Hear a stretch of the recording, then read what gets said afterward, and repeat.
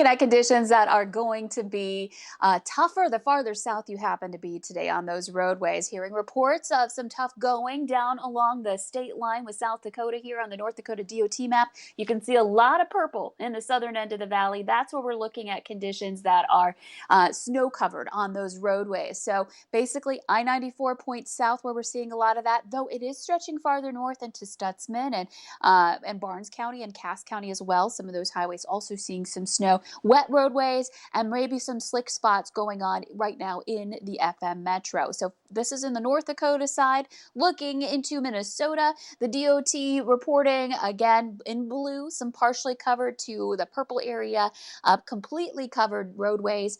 Again, that's mainly in the FM area, stretching through Detroit Lakes and Park Rapids area and south, where we're looking at some of those more treacherous roads. So going to continue to monitor that for you. And checking out one of those DOT cams in Minnesota. This is along I-94. You can see the snow flying by the screen as folks are trying to get to where they need to be this morning.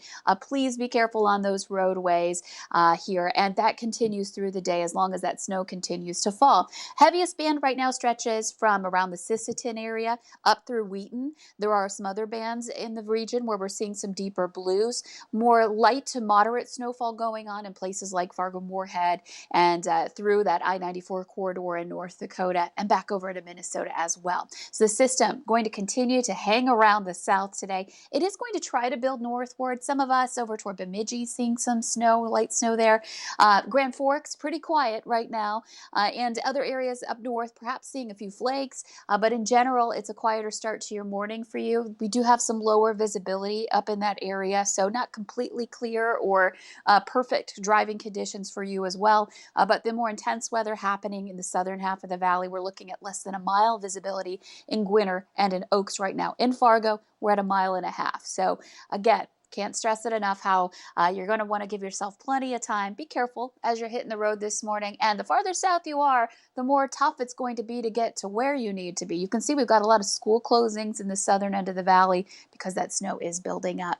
With gusts of 21 miles per hour in Oaks, we're going to see more of that as we advance through the day. Temperatures are below freezing. It's 29 in Fargo and in Grand Forks. A lot of us into the 20s this morning, so that snow sticking on some of those colder surfaces. Roadways still a little warm on the ground, so there may be some initial melting before we see that snow accumulate in areas. And we're already expecting that and experiencing that in a lot of places in the south. So in your hour-by-hour planner, by noon, you could see southern half of the valley still the focus for the snow. It does try to work its way a little farther north into that Highway 2 corridor into Minnesota by 4 o'clock. But the bottom line is, if you are up by the Canadian border, you're going to have a very different day. You may end up with some sunshine there this afternoon, whereas the farther south you go, the tougher it gets. In Wahpeton, Fergus Falls, down towards Sisseton, back to Ellendale, that's where we have some of our toughest conditions. And the snow will continue to fall. You can see that we're still looking at snowfall potential in that area through the afternoon.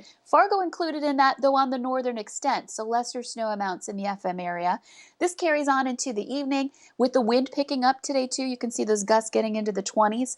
And eventually heading into tonight, it starts to break up as the system moves eastward and our snow chances really wind down heading into tomorrow morning. A look at our snowfall. Now, I want to stress this is in addition to what we've seen. And we've already picked up close to 6 inches of snow in places like Ellendale.